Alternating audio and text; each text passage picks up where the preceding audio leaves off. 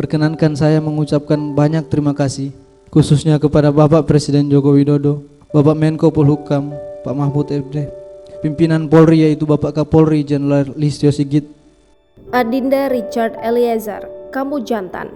Pesan Mahfud MD untuk Baradae, berdoa agar dapat hukuman ringan.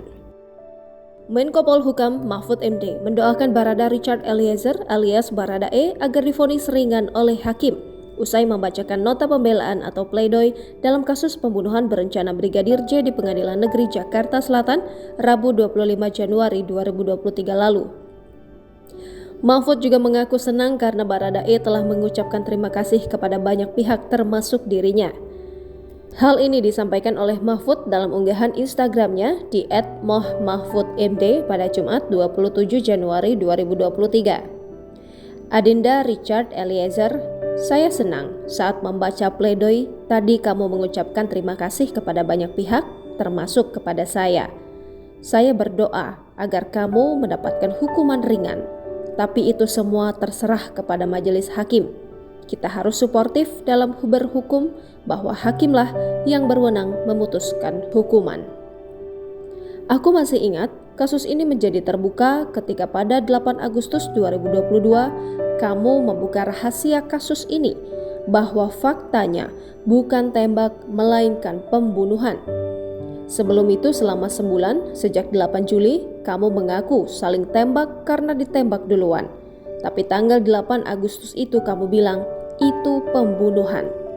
Sejak itu semua jadi terbuka, termasuk Ferdi yang kemudian mengaku sebagai pembuat skenario. Ingatlah, setelah membuka rahasia kasus ini, kamu menyatakan bahwa hatimu lega dan lepas dari himpitan karena telah mengatakan kebenaran tentang hal yang semula digelap gulitakan. Kamu jantan, harus tabah menerima vonis. Mahfud pada keterangannya pun mengenang saat kasus ini masih tertutup dan seluruh pihak berpegang bahwa peristiwa tewasnya Brigadir J akibat peristiwa tembak-menembak dengan Baradae. Hal tersebut juga selalu diakui Baradae selama sebulan, yaitu dari 8 Juli hingga 8 Agustus 2022.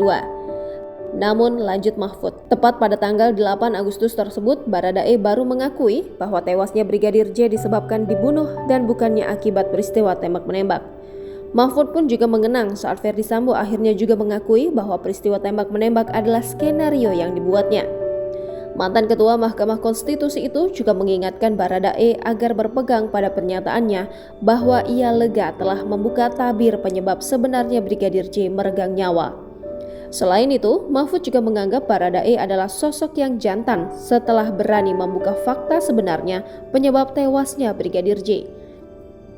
Sebelumnya, Richard telah membacakan pledoinya yang berjudul "Apakah harga kejujuran harus dibayar 12 tahun penjara?" Pada pledoinya tersebut ada beberapa poin yang disampaikannya seperti tertundanya pernikahan dengan tunangannya hingga permintaan maaf terhadap Kapolri Jenderal Listio Sigit Prabowo.